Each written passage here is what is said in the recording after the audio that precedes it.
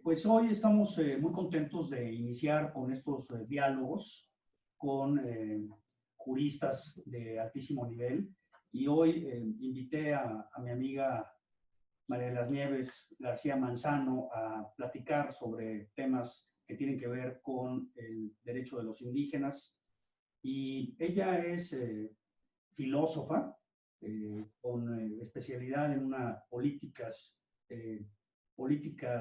filosofía política por la Universidad de Guadalajara y también, por supuesto, abogada y tiene una empresa que está especializada en gestionar desde el punto de vista social megaproyectos en donde se implican acciones de infraestructura, de energía, de minas, también coordinadora de la Comisión de Asuntos Indígenas de la Barra Mexicana Colegio de Abogados y también participa de manera muy activa en la fundación. Muchísimas gracias, María Nieves, por estar este día con nosotros, estrenando estos diálogos que queremos compartir algunas reflexiones contigo.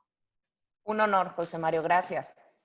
Oye, pues para preguntarte, con tu especialidad que ha sido el involucrarte, profundizar sobre el tema de los indígenas, ¿cuál es tu punto de vista con respecto a la situación actualmente de los pueblos indígenas en México?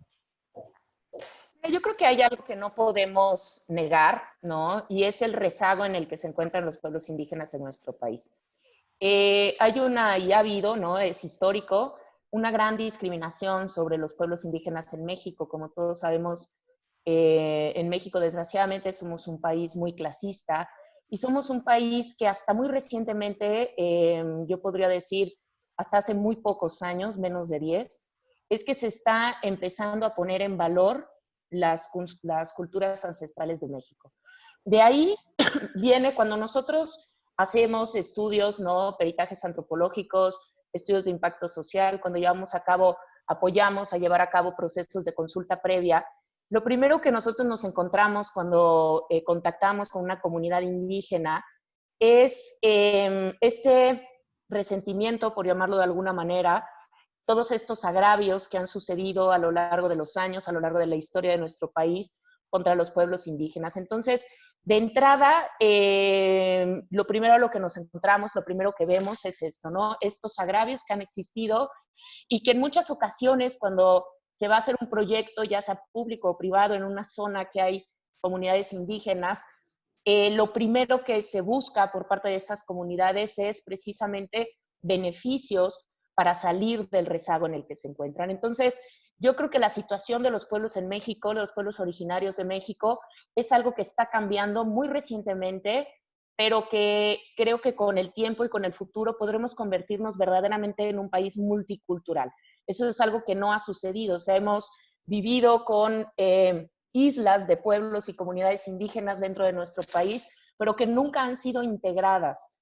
Encontramos también que en muchas ocasiones hay una visión muy romántica, por cierto, por parte de ciertos expertos, analistas de cuestiones indígenas, en las cuales se ve que los pueblos indígenas deberían de actuar de tal o cual manera, o por ejemplo, quedarse como están. Y yo creo que principalmente lo que tenemos que cambiar es nuestra postura ética frente a los pueblos indígenas y verlos verdaderamente como un otro distinto de nosotros, pero igual que nosotros. Y eso es, digamos que es lo fundamental que yo veo que debería de empezar a cambiar en México y que creo que poco a poco está sucediendo. Pero ha sido muy lento, muy lento. Desde el tema de decir, si tú, por ejemplo, te metes a buscar en internet, ¿no? A mí eso es algo que me llamó mucho la atención. Un día tuve que ilustrar una presentación para un proyecto aquí en la Ciudad de México, está en un barrio originario, y entonces me metí a internet a googlear imágenes sobre pueblos indígenas y imágenes sobre Cuitláhuac, sobre Moctezuma. No encuentras prácticamente nada, José Mario. Hay 3 o 4 imágenes, ¿sí me explicó? O sea, es algo, y eso me parece que es la muestra, ¿no? De cómo precisamente hemos volteado para otro lugar en lugar de verdaderamente ver hacia esa parte, ¿no? De nuestro país, a esa multiculturalidad que existe en México y que nos hemos dedicado más a negarla. Y creo que enriquecería enormemente a nuestro país que pudiéramos integrarnos desde este punto de vista de respeto e interculturalidad. Pues fíjate que esto que me dices enlaza muy bien la segunda pregunta que te quiero hacer, y tú y yo lo hemos platicado en muchas ocasiones. En México se ha discutido cómo se hacen estas consultas a los pueblos originarios, a las comunidades indígenas, cuando vas a hacer un proyecto de infraestructura, una carretera, una mina, que tú has participado en esos proyectos de manera muy importante. Y entonces ha habido un debate, me parece como en dos sentidos. En una parte se ha dicho que estas consultas se han aprovechado por grupos, por intereses, para extorsionar a los inversionistas y obstaculizar los proyectos, y de alguna forma la legitimidad de estas consultas se aprovecha para ello, ¿no? Para que constituyan una barrera que implique darles dinero, implique en una serie en una relación muy compleja, ¿no? Por otro punto, he visto también es pues esta idea de decir, bueno, vamos a consultarlos, de qué manera lo podemos hacer, cuando también hay este choque cultural y el entendimiento de la cosmovisión de los pueblos indígenas con respecto a los inversionistas de una mina, de una carretera, es muy diferente. ¿Cómo ves tú el poder compatibilizar quizás a veces posiciones que están contrapuestas? Y también me gustaría tu punto de vista en el tema de las consultas, ver hasta dónde tú ves viable el que también la consulta pudiera originar participaciones económicas y compartir de alguna manera los beneficios, como bien decías, pero del proyecto integral, ¿no? No es simplemente ahora que estamos en la consulta les vamos a dar un recurso, sino cómo incorporar, como bien decías, a las comunidades a estos proyectos que formen parte, que se cuide el medio ambiente. ¿Cuál es tu reflexión de todo esto que ha sido muy complejo en México, muy debatido, me parece que con posicionamientos a veces muy distanciados? Mira, yo creo que lo primero que tenemos que entender es que la consulta previa deriva de un proceso de debida diligencia en derechos humanos. Tenemos que separar la consulta previa, libre e informada, que está normada por el convenio 169 de la Organización Internacional del Trabajo, de procesos de democracia participativa, como puede ser una consulta popular. Eso es muy importante porque en el imaginario colectivo es algo que todavía no se entiende, que es completamente diferente. La gente cuando habla en muchas ocasiones, ¿no? Salvo los especialistas o algunas personas que estamos muy metidas en el tema de los pueblos y comunidades indígenas, hay esta confusión, ¿no? Entre una consulta popular, como por ejemplo pudo haber sido la que sucedió en La Cervecera, en Mexicali, o una consulta previa, libre e informada que se hace por el Estado mexicano a un pueblo indígena conforme a parámetros de debida diligencia de derechos humanos. ¿Esto qué quiere decir? La consulta previa es un instrumento de derechos humanos para garantizar la no afectación a otros derechos humanos. Entonces, durante el proceso de consulta, cuando se habla que la consulta tiene que ser previa, pues tiene que ser, hay muchos criterios de qué tan previo es previo, pero digamos que el más aceptado internacionalmente y en general es que tiene que ser previa a que haya cualquier afectación. Entonces, previo a que haya cualquier afectación, se tiene que llevar a cabo este proceso de consulta. Tiene que ser informada porque tiene que llevar a cabo, tienes que presentar, ¿no?, los elementos del proyecto. Para eso tú ya tienes que tener un diseño avanzado del proyecto. Por ejemplo, se menciona que en el caso de la minería, por ejemplo, no es factible llevar a cabo una consulta previa antes de que ya hayas explorado. ¿Por qué? Porque no vas a tener que presentar. ¿Sí me explico? Porque no tienes todavía la definición del proyecto, ni dónde están las vetas, ni dónde va a ser el tajo, etc. Obviamente tiene que ser libre, ¿no? Porque tiene que evitar la coacción de las personas, ¿no? Para que pudiera haber coacciones para que se decidiera en un sentido o en otro. Y una parte muy importante del proceso de consulta es la negociación de los beneficios compartidos. Se prevé, obviamente, que tiene que haber una negociación de los beneficios del proyecto. Hay algunas propuestas de ley, de hecho yo creo que sin duda, o por lo menos es lo que se espera, en la próxima legislatura se estará legislando sobre el tema de la consulta previa. Y aquí hay un tema muy importante que es el relacionado con entender estos procesos, te digo, como un tema de derechos humanos garantizado por el Estado, que sea libre, que no se utilice como una herramienta política. porque claro que sucede. O sea, no es lo mismo llevar una consulta, un proceso de consulta previa en un periodo electoral que en un periodo no electoral, de entrada, ¿no? ¿Por qué? Pues porque entonces ves que los propios candidatos, ¿no? Al presidente municipal, a delegado municipal, cualquier cargo, empiezan a formar parte de esta consulta de una manera mucho más activa, ¿no? ¿Por qué? Pues porque buscan en muchas ocasiones que esto les permita acceder de mejor manera a un puesto político. Entonces, es muy importante blindar el proceso de consulta de actores externos. Idealmente, la consulta se tiene que hacer a través de los representantes de los pueblos indígenas. Sin embargo, en nuestros pueblos, en muchas ocasiones no hay una representación clara de autoridades tradicionales. Entonces, en muchas ocasiones se consulta a todo el pueblo y generalmente lo que como se lleva a cabo es por medio de grandes asambleas en las cuales se presenta el proyecto y se van tomando las decisiones. Dentro de este proceso de negociación de beneficios compartidos, lo que busca la consulta previa es que el Estado asuma su responsabilidad y que, porque recordemos que la consulta previa la lleva a cabo el Estado, no la pueden llevar a cabo los particulares. Entonces, el Estado lo que debe de buscar o lo que debería de buscar a través de un proceso de consulta es llevar desarrollo. Es decir, no necesaria, el proyecto en sí, el proyecto per se, por ejemplo, un gasoducto, por decirlo, realmente el proyecto, o sea, conforme a las mejores prácticas de la consulta, la empresa que va a construir el proyecto no es quien tendría que ponerles luz en el pueblo, ¿sí me explico? Sino es el Estado mexicano. Entonces, el proceso de consulta busca llevar desarrollo a estas comunidades e integrarlas dentro del contexto nacional de los países de América Latina. En México, todo el tema en general, un día si quieres podemos platicar del tema de derechos humanos y empresas, pero en México en general, el tema de derechos humanos, ¿no? De protocolos de debida diligencia de derechos humanos, incluyendo este tema de consulta, pero muchísimas otras cosas, ¿no? Que están relacionadas, no estamos muy adelantados, no estamos muy avanzados. O sea, en México, cuando tú hablas de derechos humanos y empresas, sigues encontrando una gran negación, ¿no? Por aceptar que sí, en efecto, las empresas deben de tener protocolos de debida diligencia en derechos humanos y uno de ellos es la consulta previa. Pero los beneficios no es que llegue la empresa y entonces la empresa tuviera que ella, te digo, poner el cableado o la luz o arreglar el agua. Tendría que ser el Estado mexicano quien lo tendría que hacer. De hecho, eso ha sido algo que ha mencionado muchísimo el alto comisionado, porque es una gran preocupación de la oficina del representante del alto comisionado en México, ese tema, que sean las empresas quienes empiecen a asumir roles de Estado en la negociación de los beneficios sociales compartidos.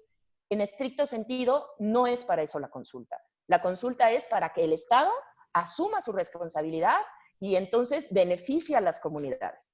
Hay otro punto que es muy importante también entender del tema de la consulta. La consulta, repito nuevamente, no es un proceso de democracia participativa, es decir, no es un derecho de veto. Cuando se empieza a entender la consulta como un derecho de veto, es cuando precisamente podemos encontrar agentes que puedan extorsionar. ¿Sí me explico? Porque entonces se desnaturaliza el proceso de consulta, que es un proceso de negociación para llegar a acuerdos, y entonces se convierte en un proceso que buscaría llevar a un veto y por lo tanto se pueden establecer incentivos muy perversos. Entonces, hay que ser muy cuidadosos con eso. La verdad es que te digo, en México yo tuve el gusto de integrar un estudio de precisamente todo lo que ha pasado con el convenio 169 y la consulta previa en México. Y la verdad es que han sido muy pocas las consultas que se han hecho a la fecha. Entonces es algo muy nuevo, es algo que preocupa, es algo que, bueno, pues se ha encargado la Suprema Corte finalmente de terminar diciendo cómo se tienen que hacer los procesos de consulta, pero habrá que tener mucho cuidado con esta ley que se pretende sacar, porque precisamente podemos desnaturalizar lo que verdaderamente es el espíritu del 169. Es sumamente interesante lo que se viene en el tema de las consultas y me parece que, como bien señalas, debemos de estar muy pendientes que se encauce de una forma en que resulte en beneficio para las comunidades indígenas que, como decías en la primera pregunta, pues sí han estado en una situación de abandono. Para finalizar esta cápsula, un tema que para mí es apasionante es la responsabilidad que tenemos como abogacía, como abogados y abogadas frente al contexto social que transita en nuestro país, ¿no? A mí siempre me ha parecido que no podemos nosotros pensar en el ejercicio de la abogacía distanciado de la problemática social del país. Y me parece que la abogacía tiene que hacer este ejercicio de entender esta problemática y también ver de qué forma participa. Tú formas parte del consejo de la Fundación de la Barra Mexicana Colegio de Abogados que está trabajando en los temas pro bono y me gustaría ver tu reflexión ahora que vamos a celebrar en los próximos días esta Día de las Comunidades Indígenas. ¿Cómo ves el rol de la abogacía en nuestro país en dos aspectos? Uno, en esta responsabilidad social, en entender esta problemática, en qué forma podemos nosotros participar de una manera en que estos problemas puedan resolverse. Esa es una parte. Otra parte que también me gustaría ver tu opinión en el tema pro bono. Ha habido organizaciones de la sociedad civil importantes en nuestro país que han tomado litigios estratégicos representando comunidades indígenas o representando personas indígenas para, a través del juicio de amparo, pues visibilizar problemáticas sociales y buscar entonces este mecanismo. ¿Cómo ves tú también en esta segunda fase, esta intervención de la abogacía, utilizando ya mecanismos de acceso a la justicia para que estos problemas que se están dando en las comunidades los podamos trasladar a un tribunal y que sea a través de sentencias como empecemos también nosotros a encontrarle una salida a esto? ¿Qué opinión te merecen estas dos cuestiones? Mira, yo creo que por una parte, respecto al trabajo pro bono, yo concuerdo totalmente contigo. Yo creo que el trabajo pro bono es algo fundamental, ¿no? Que todos los abogados deberían de regresar un poco, ¿no? De lo que han recibido, ¿no? De manera pro bono, apoyando diferentes causas. Creo que es muy justo que cada quien escoja las causas que quiera apoyar, ¿no? Habrá gente que se identifique más en el trabajo pro bono con causas a lo mejor sobre mujeres o sobre violencia intrafamiliar, y habrá quien busque, ¿no? Protección a grupos sumamente vulnerables, como es el caso de los pueblos indígenas. Entonces, eso me parece que es algo ineludible, ¿no? Que nuestra responsabilidad como abogados nos debería de llevar, además, a hacer más trabajo pro bono. Como tú sabes, el trabajo pro bono en México, por ejemplo, a diferencia de Canadá, en Canadá, la mayor parte de la gente hace trabajo pro bono, no solamente los abogados, sino los contadores, los administradores. O sea, hay una gran cultura de hacer trabajo pro bono. En México, esta cultura es incipiente. En este sentido, la verdad es que son muy pocos los abogados que se dedican a hacer trabajo pro bono, que le dedican algunas horas a hacer esto. Pero, sin embargo, creo que lo más importante, ¿no? Y yo siempre lo he enfocado desde ese punto de vista, es la satisfacción que les da a los abogados cuando ayudan a alguien de manera gratuita. O sea, esa satisfacción y ese reconocimiento que se tiene y ese cariño que se genera por parte del defendido hacia el abogado, yo creo que eso es invaluable, ¿no? Entonces, creo que tenemos que seguir promoviendo el tema del trabajo pro bono, ¿no? Conforme a los estándares internacionales, y es algo que tenemos que seguir, digamos, que cada vez más gente haga trabajo pro bono. Respecto al tema del litigio estratégico sobre pueblos y comunidades indígenas, creo que hay mucho que hacer. Hay mucho que hacer, fíjate, nada más tomando en cuenta lo que tiene que ver con el reconocimiento de los pueblos y comunidades indígenas. El artículo 2 de la Constitución señala que son los estados los que tendrán que dar el reconocimiento de los pueblos indígenas. Sin embargo, son muy pocos los estados que cuentan con esto. Y después las comunidades indígenas no tienen quien las reconozca. Entonces, acuden a los tribunales agrarios, ¿no? Cuando es una comunidad indígena que además es ejidal, acuden a los tribunales agrarios, pero los tribunales agrarios en muchas ocasiones dicen: yo no tengo competencia para reconocer a comunidades indígenas.